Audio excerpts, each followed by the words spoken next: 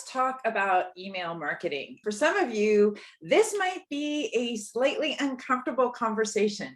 If you're like me, you might be resisting email marketing, or you might think that email marketing is challenging, overwhelming, confusing, all of those kinds of things. Or maybe you feel like it's super spammy and manipulative.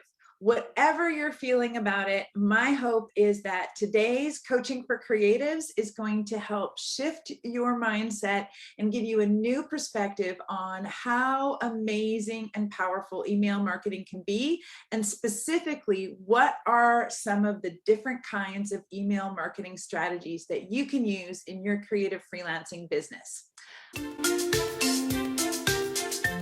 I'm McKay. I am the founder of Business of Creativity, and this is Coaching for Creatives. Welcome. We're going to keep on heading into the conversation about email marketing strategies. Now, specifically, I want to talk about the two main kinds of strategies, depending on whether you are trying to take someone on a buyer's journey. Maybe there's a new person to your email list and you're wanting to move them through getting to know you, getting to like you, getting to trust you, and then buying from you, which is very different from you've got someone who's been following you for a while, or maybe they're a past client, they've already bought from you, but they still want to hang around and get information and be nurtured and have a relationship with you. So the urgency and moving people through a buyer's journey to actually hire you. And then there's a second kind of strategy or way of thinking about email, using it to nurture relationship, to provide content, to stay connected and in touch with your past clients and with people who are just fans who maybe will never become clients or maybe will become clients down the road. So two very different strategies. With both strategies, whenever you're communicating, doing any kind of marketing communication, you need to answer a few questions before you jump right into writing your email or your blog post or your social media content. First of all, you want to think about who you're actually talking to. You want to have that person in mind. For many creative freelancers and solopreneurs, you don't have necessarily a massive email list with a whole bunch of people who follow you all the time, who have never bought from you. That's not probably where you're at. When you think about your email list, you can probably picture each individual person, or you know who they are when they are on your email list. You have a sense of who they are. And specifically, if you are marketing to people who have already bought from you, to past clients where you're looking for referrals, or if you're marketing to people who are long-term raging fans, you probably know who these people are. You can picture them as individuals. You understand what they care about. Maybe you understand some of the challenges that they might be having in their business, or if you're working directly with consumers, maybe you understand some of their aspirations or dreams or goals.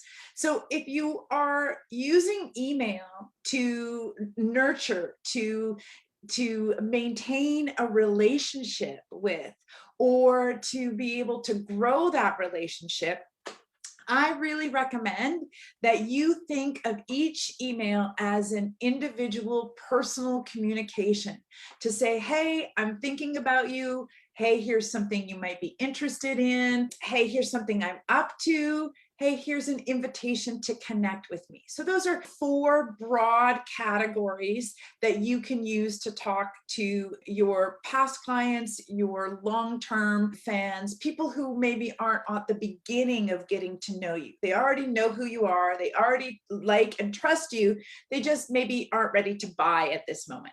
These people really want to know more about who you are authentically. They want to know more about your story. They want you to share information that they care about. This is where content strategy becomes really powerful. This is where you get to do education. This is where you get to share information about your industry or techniques that you use. It's a really wonderful way to give more of yourself and be more connected with your fan base. The other kind of email marketing is what most of us are familiar with, where we get into the top of somebody's funnel, we sign up for their email, and then all of a sudden we get like emails one after the other. And for some of us, that can feel like we're being completely spammed, where we're having this email marketing specifically to take us through a particular journey and get us to buy.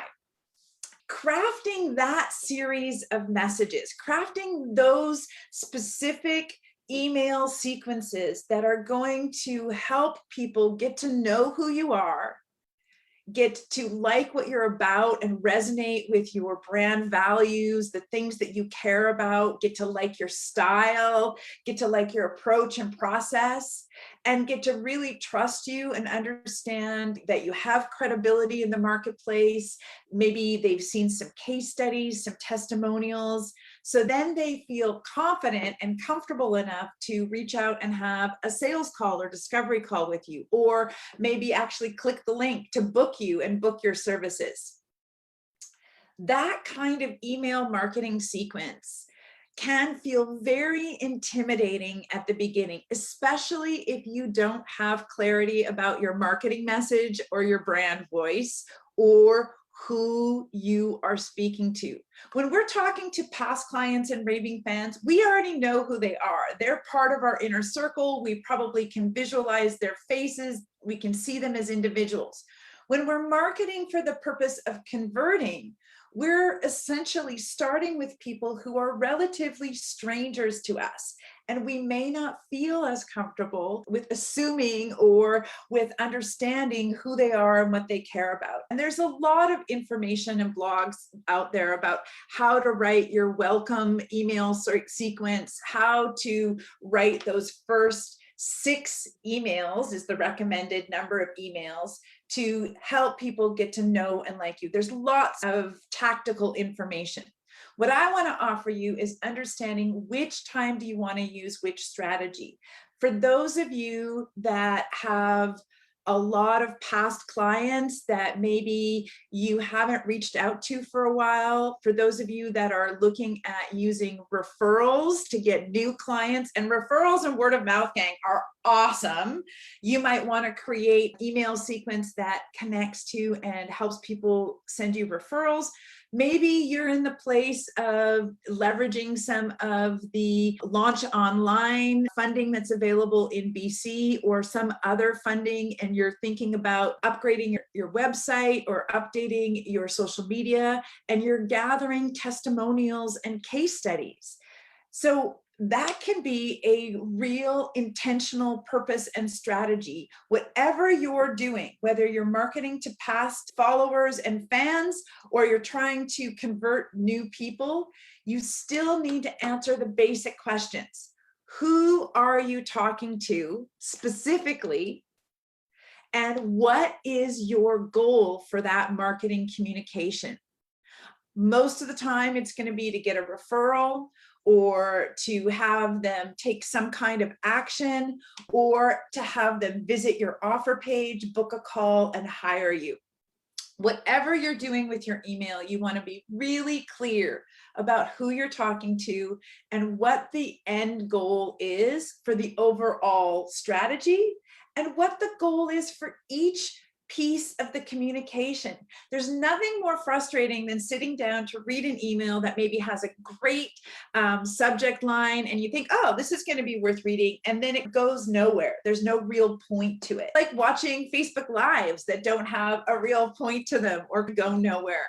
Whenever you're doing any kind of marketing communication, have an intention for it, even if the intention is to provoke thought or to cause engagement or to give some information or resource or tool. Have an intention for each piece of your marketing communication. As I'm online here today in this Coaching for Creatives episode, my curiosity is, do you use email marketing at all?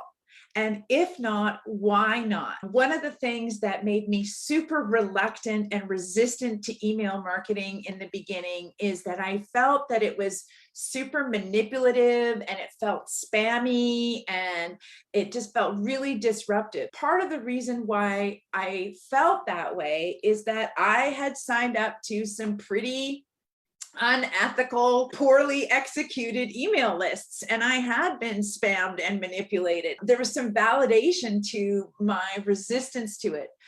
What I've learned, what I've discovered about email marketing and email marketing strategies is that it's actually one of the most generous ways that we can market to our audience, because it puts the prospect, the client, the audience in the driver's seat. They have total control over if they even open that marketing message or not, when they open it, whether they take action on it, when they take action on it. Email is one of the most respectful ways that we can communicate and interact with people who are either just getting to know us or who are existing raving fans. So I encourage you, if you have been struggling to embrace email marketing, that you give it another look, because one of the challenges with marketing to followers on social media is that we don't have ownership of our follower list. We only have ownership of our email list, meaning at any time, these free social media platforms could kick us off, delete our profiles, they could change their terms. There's all kinds of things that are risky when using only free platforms to market on. Even if you're paying for ads, it's still a free platform. So if you haven't already, start collecting email addresses and start considering what is going to be the goal of your email marketing communications and who are you going to be speaking to when you send out those emails. I hope that this has been helpful. As always, I love to hear what your takeaways have been, what you've learned from spending your time here listening to Coaching for Creatives. I hope to see you here live next week. If not live, please check out my YouTube channel. And if you're watching this on YouTube, be sure to subscribe and you will get notified of our new content that's updated weekly. Thank you so much for joining me. I am McKay. I'm the founder of Business of Creativity, and I'll see you here on Coaching for Creatives next time. Thank you.